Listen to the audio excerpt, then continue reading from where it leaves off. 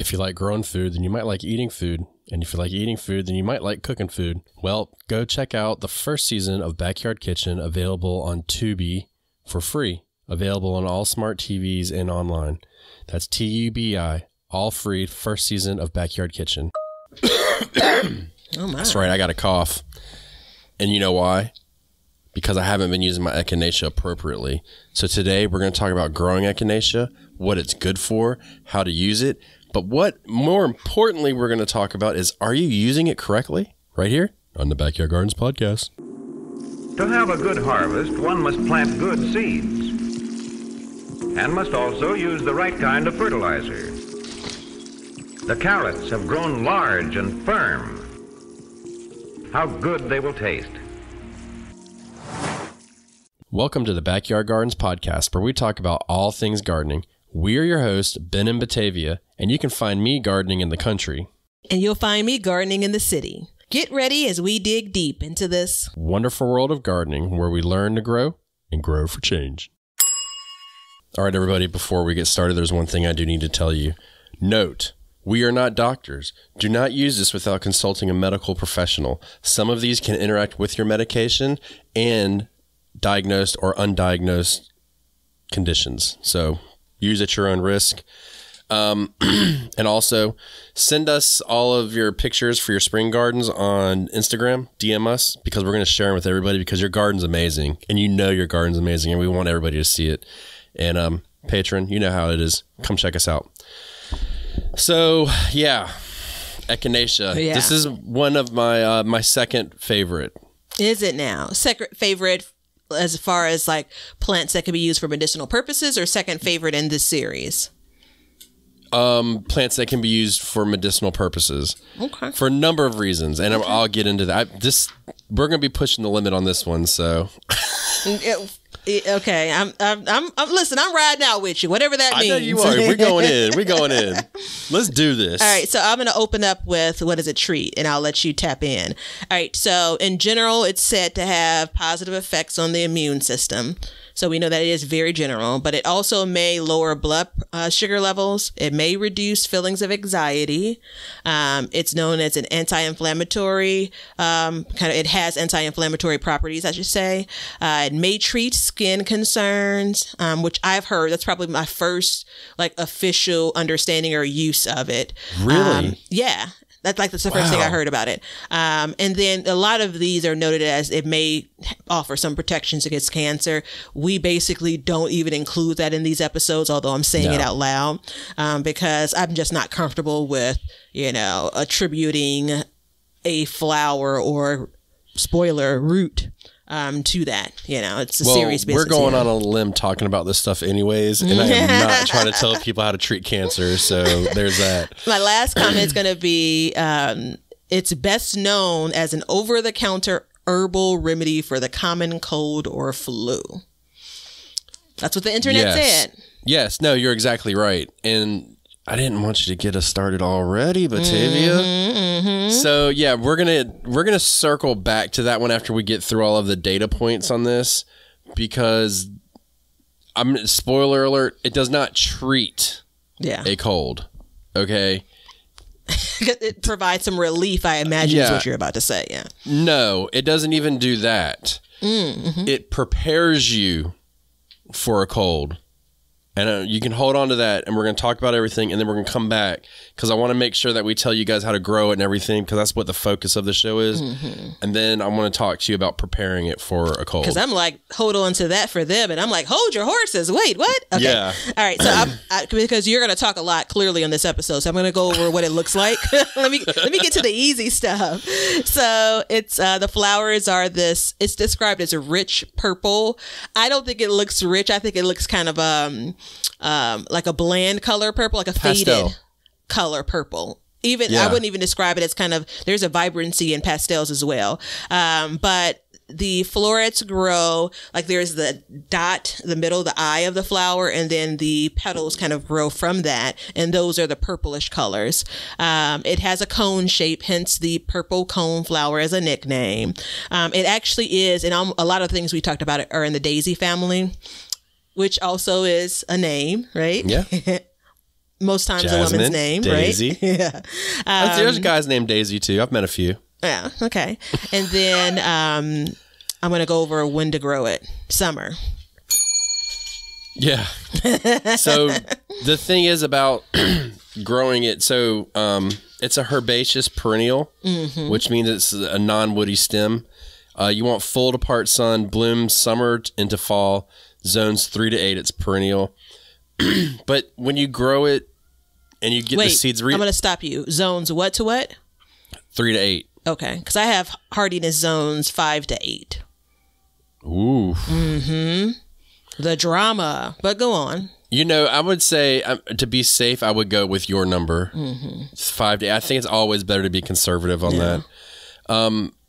Now, you had told me at one point that this was one of the first seeds that you got, and which is a bad seed to give somebody because it's difficult to start from seed. And she gave me instructions. She gave me a few different flowers, seeds, and she gave me instructions, but she didn't give me the proper instructions to grow these from seed. But go on. You're going to go over. Yeah, I'm going to tell you how to stratify a seed. Stratification process. So what it means is that the seed has to go through a hot and cold process. It has to go hot, cold, stay cold for a certain amount of days sometimes. Sometimes it just needs to have that fluctuation.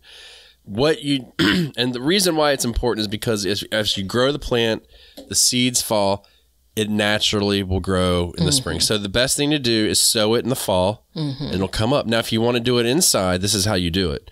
Get a wet paper towel or something, just something to keep it nice and moist. Put it in a Ziploc bag in the refrigerator. Okay.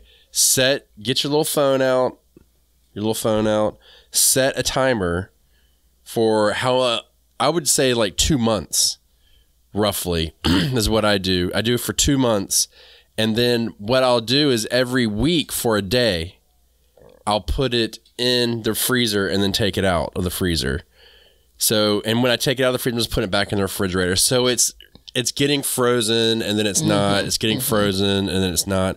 And I do that here where I am because we can have periods of time where it's 70 plus degrees in the wintertime and then it'll go back cold. So I need to keep it more consistent. Somebody like Batavia or something like that, you could just honestly put them out in a pot in the cold and just let it sit for winter and it's going to grow when it's good and damn ready. But when you want to stratify any kind of seed, this is how you do it. And so the reason why you would do it in the winter as well is if you want to start them under lights or something, then you can get a jump start on them. Yeah. And get them going in September, stratifying them. And then when you would normally start your other seeds, you can pull them out and be done. Or you can buy a plant. But make sure if you're buying the plant that, you're checking for the proper varieties that are going to ultimately be used for medicinal purposes. That's the catch, because there are a lot of like faux kind of varieties that are just, and that's in general, not just with Echinacea, faux varieties that are just being produced. You see this in sunflowers all the time. They're not going to be producing edible seeds, for sunflowers as an example. So make sure that if it's your goal to grow it for this purpose, insert whatever this purpose is, that you have looked up and made sure that the variety you're selecting can be used for that purpose versus it just being something that's more cosmetic. And what is that variety? Oh, well, shoot. I don't think I know how to pronounce the name of it. Oh, Echinacea, I practiced these. No, wait. I even wrote down the paporia. Yeah. The Angus. Oh, I'm going to be so embarrassed when I see this video back. Yeah, you are. Angus tifolia and Paolata. So the paporia is the one that you want mostly. That's like the common standard one that gives you the medicinal properties that we're looking for. Okay. Do you want to go over pests? Let's see what I have. I'm still like reminiscing on, I can't believe I did like a Sesame Street pronunciation just now. You can do your victory lap in a little bit. Yeah. No, I'm not pleased with myself, but I do remember now putting it down because I really had intentions.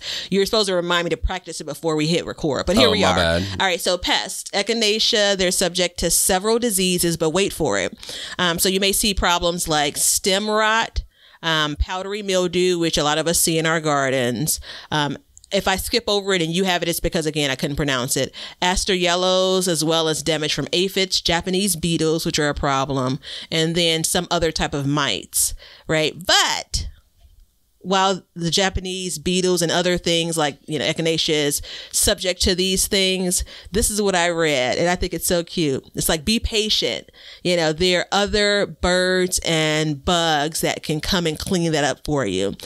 So birds such as goldfinches, which I saw in my garden last year, if you can see the joy in my face for those that are watching, they'll feed on coneflower seeds and things. And most gardeners basically are like, I'm going to give a little bit to, the rest of the environment, the birds and other insects and things, and let them clean up my flowers. So don't just jump up and say, hey, I'm going to spray this or I'm going to try to treat it. It isn't always necessary. So yeah.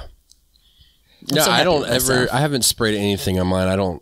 I just let it go. Because there's a lot of seeds that fall in the spring or fall. Okay, so the roots have the most medicine.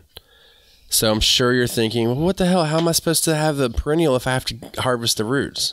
I got you, boo.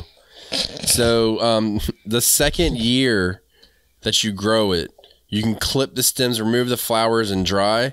And for the roots, you can dig up the plant and, once it spreads and it gets bigger, you can dig up a portion of the plant and take for it. So the one downfall would be if you're growing this for the medicinal qualities or properties, you would not have more to split and move around your property, but you will have enough to harvest and grow.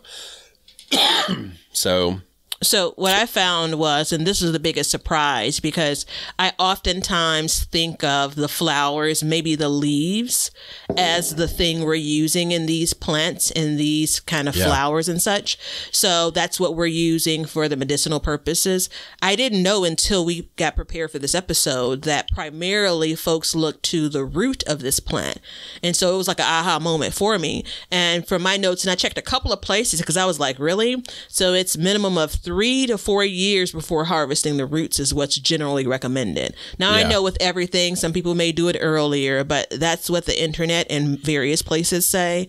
And I was kind of floored, but all things considered, it kind of makes sense. Right. Because some of these are considered because of how they self-sow so easily, or like wildflowers. Right.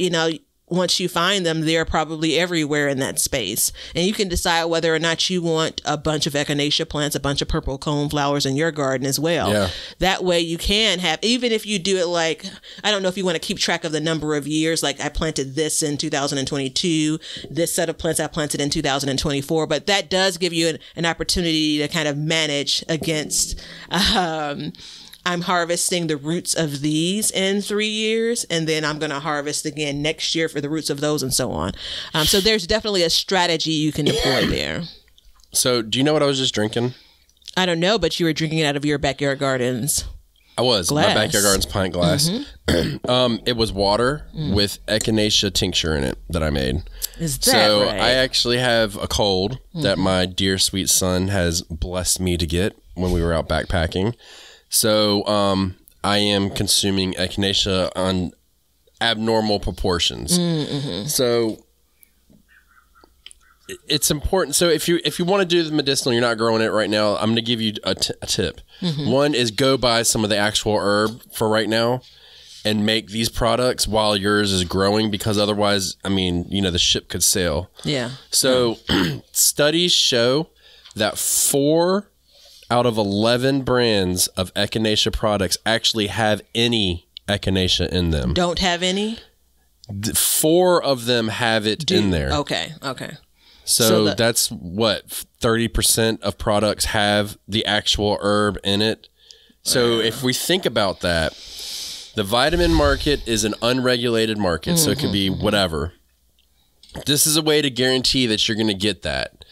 Now, I use mine as a tincture and a tea. Tincture, you take the herb, you mix it with vodka, you let it sit for about 8 weeks, and then you strain it, drain it, put it in a bottle, and you use it. You can make it like I did with a glass of water, put it right under your tongue and take it, whatever. And then you also make it as tea. The one thing about this is all of these herbal medications, not all of them, but a good proportion, especially this one, needs to be taken on a regular basis to be effective. If you have a cold and you're just like, oh, I got a fever today, I'm drinking a cup of tea, that's not going to do any good. Yeah. It's going to taste like Echinacea, which has kind of got a funky taste to it, like a funky minty taste, but you get used to it. But it doesn't do any good. You have to be taking it up to a certain point, and then once you get sick, you can ramp up on that. Yeah, it has to be present in your system, so to speak, right? Yeah, it has to be. So it's like it's a supplement. You know, it's not a treatment. So it's not going to treat your cold, but what it does is as you build it up in your system, it builds that your immune system up to fight that for you. So once you have your cold, your immune system's already beat up. Yeah. So that's too late. You know what I'm saying? You can't give it the Echinacea steroids. You know what I'm saying? It's hurt. So what I do is I'll drink teas, you know, a couple glasses of tea a week, you know, whatever. You know, I'll take a tincture once a week or something just to keep it present into my system. And then in a situation like this, boom, I got a cold, I'm drinking tea, I'm taking the tincture, and I ramp up. And then when I'm done with my cold, I ramp down. I don't just stop. I ramp down and go through. And then that will help you do it. So when I first got into this, I remember I was at my job and the guy across from me was like, man, I got so sick. And he would go to the store and he'd buy his Echinacea pills and he'd be taking them by the fistful, just, you know. It wouldn't do him any good. I was sitting across from him, and I mean, this is the hard part: is are you getting sick or are you not getting sick? Like, what's the story here? You know, is it because I took Echinacea? I don't know, but I took it as a precautionary measure, and at that point, I was drinking it every day. Every day, I drank it, and I mean, I didn't get sick as much, and when I did, it was definitely a lesser amount of sick, like for a shorter period of time. But it could have been a number of things. You know, it could have been my lifestyle or something. I don't know.